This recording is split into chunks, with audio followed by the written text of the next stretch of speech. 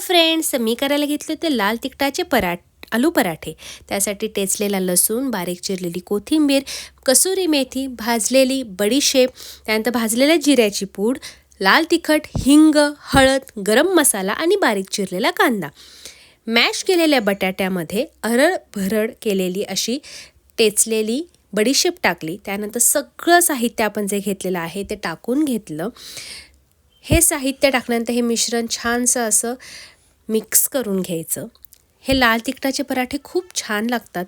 आलू पराठे आपण हिरव्या मिरचीचेही करतो, तेही मी एकदा नक्की दाखवेन.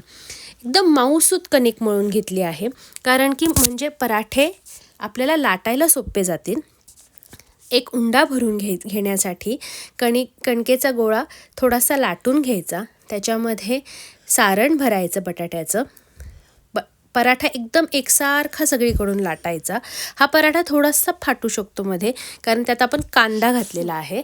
त्यानंतर तव्याला थोडंसं पुसटचं तेल लावून मगच पराठा तव्यावर टाकायचा, म्हणजे पराठा चिटकत नाही. पराठा छान खरपूस भाजून घेतल्यानंतर त्याच्यावर बटर किंवा तूप टाकून मस्तपैकी खायला बसायचं. या जेवायला.